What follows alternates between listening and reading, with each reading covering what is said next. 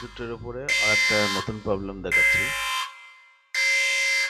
অক্ষরদ্বয়ের ছেদবিন্দু স্থানাঙ্ক কিভাবে নির্ণয় করতে হয়, আর সরলরেখা আর অক্ষরদ্বয় দ্বারা গঠিত ত্রিভুজের ক্ষেত্রফল কিভাবে। এটা একটা উদাহরণ দিলে বুঝতে পারবে। যেমন এখানে একটা প্রবলেম লেখা আছে যে 4x + 3y = 24 সরলরেখাটি অক্ষদ্বয়কে কোন কোন বিন্দুতে ছেদ করে, আর সরলরেখাটি ও অক্ষদ্বয় দ্বারা গঠিত ত্রিভুজের ক্ষেত্রফল নির্ণয় করো। এই হচ্ছে আমাদের মূল প্রবলেম। এই প্রবলেমটার থেকে পরীক্ষাতে অঙ্ক থাকে, জন্য এটা দেখানো। দেখো 4x + 3y = 24, এটা হচ্ছে সরলরেখার সমীকরণ। এখান থেকে আমি ছক তৈরি করব। তার জন্য কি করব, x বা y যে কোনো একটা মান নির্ণয়। 4x = 24 - 3y, or x = 24 - 3y/4 ছক তৈরি করব।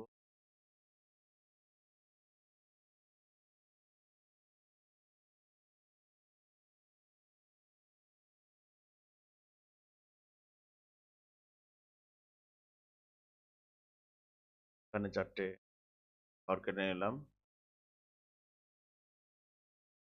এখানে লিখব x আর y। এবার y এর বিভিন্ন রকম মান ধরে দেখব যে x মান কত কত। এখানে যেহেতু 4 দিয়ে ভাগ করতে হবে, খেয়াল করো 4 দিয়ে ভাগ করতে আছে কত। যেহেতু 4 দ্বারা বিভাজ্য, তাহলে এই পাশের এই পোর্শনটুকু আমি 4 দ্বারা বিভাজ্য এরকম সংখ্যায় নিয়ে আসবো। অর্থাৎ আমি এখানে 3 × y যেহেতু আছে, y গুলোকে 4 এর গুণিতক আকারে যে মানই ধরবো, এটা দিয়েই x এর একটা পূর্ণসংখ্যা মান পেয়ে যাব। আমি ধরলাম y এর মান 0, তাহলে x এর মান কত আসছে, 3 × 0 24/4, অর্থাৎ x হয়। এখানে যদি 4 ধরি, y এর মান 4, তাহলে x এর মান কত হচ্ছে, যেটা 12। 24 - 12 মানে 12/4।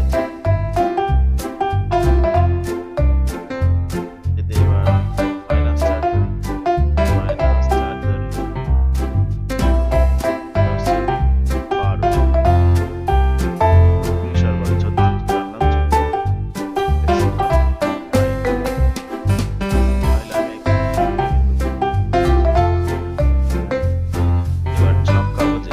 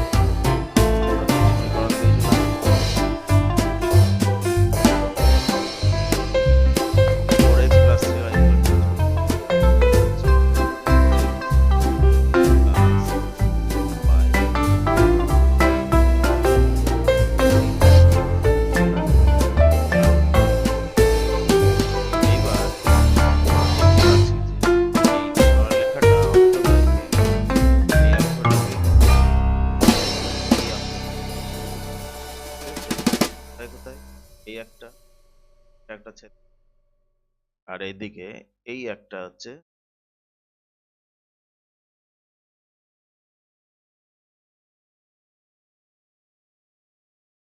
তো এই দুটো বিন্দুর স্থানাঙ্ক আমাকে লিখতে হবে।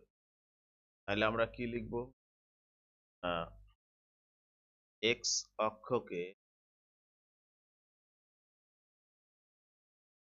অক্ষকে এই বিন্দুটা ছেদ, এই বিন্দুটার স্থানাঙ্ক কত? এটা হচ্ছে 6,0। এক্স অক্ষ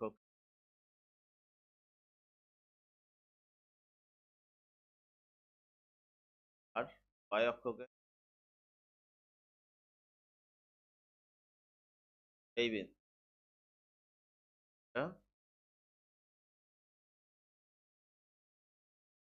4, 5, 6, 7, 8, 8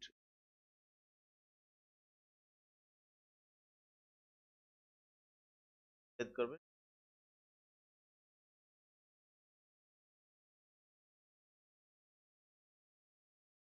কে ছেদ করে? সরলরেখাটা। সরলরেখা নিয়েছিলাম 4x plus 3y equal to 4x plus 3y equal to 30, 30 x অক্ষকে R y অক্ষকে, এই দুটো আমরা ছেদ বিন্দুর স্থানাঙ্ক পেলাম। এখন প্রশ্ন হচ্ছে এইখানে যে ত্রিভুজটা তৈরি হয়েছে এই ত্রিভুজটার ক্ষেত্রফল আমাকে, এইখানে যে ত্রিভুজটা তৈরি হয়েছে এই যে অক্ষ দুটো এবং এই সরলরেখা দ্বারা এখানে একটা, এই ত্রিভুজের ক্ষেত্রফল আমরা কি করি? ত্রিভুজের ক্ষেত্রফল নির্ণয়ের একটা সূত্র আছে। সূত্র আছে, ওটা হচ্ছে কোন সমকোণী ত্রিভুজের ক্ষেত্রফল, এখানে লিখে দেখাচ্ছি। সমকোণী ত্রিভুজের ক্ষেত্রফল হচ্ছে,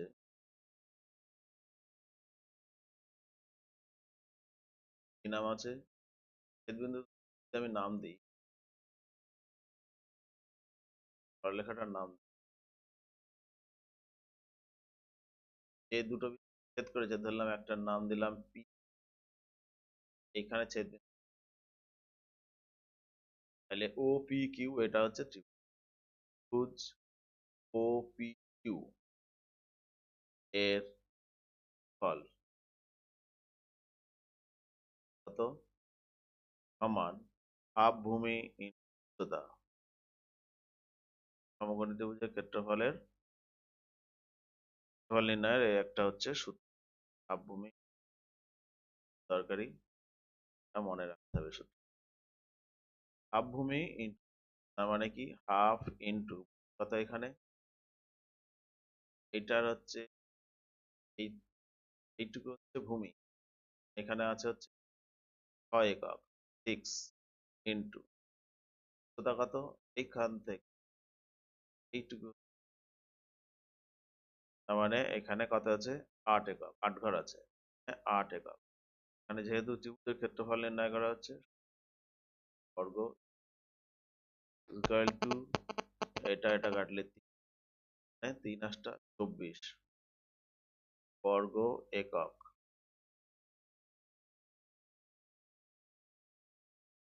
তাহলে এইভাবে কোন ত্রিভুজের ক্ষেত্রফল নির্ণয় করা হয়। এই সরলরেখাটা অক্ষদ্বয়কে দুটো বিন্দুতে ছেদ করে, তাহলে দুটো অক্ষ এবং এই সরলরেখাটা দিয়ে দিয়ে যে ত্রিভুজটা গঠিত হচ্ছে এই ত্রিভুজের ক্ষেত্রফল আমরা এইভাবে হাফ ভূমি ইন্টু উচ্চতা এই সূত্র দিয়ে বের করলাম। এটা খুব গুরুত্বপূর্ণ,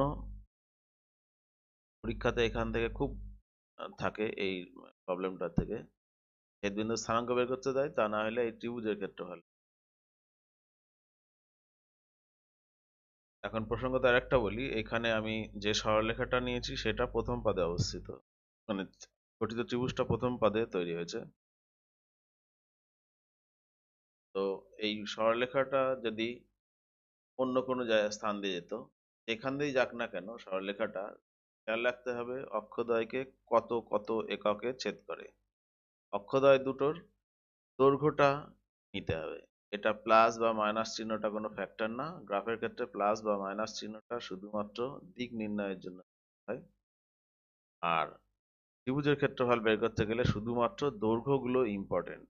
এক্স অক্ষকে যে বিন্দুতে ছেদ করছে সেই দৈর্ঘ্যটা কত, আর ওয়াই অক্ষের দিকে কত দৈর্ঘ্যে ছেদ করছে, এই দুটো কাজে লাগবে। হাফ ভূমি ইন্টু উচ্চতা এই সূত্রে ফেললেই ফল বেরিয়ে যাবে। এখানে একটা জাস্ট একটা দেখিয়ে দিচ্ছি।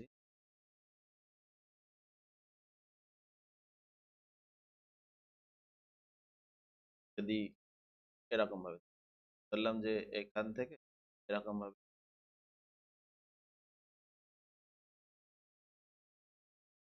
এই এই এইটুকুর ক্ষেত্রফল বের করতে, এরকম যদি পাওয়া যেত তাহলে আমরা কি করতাম?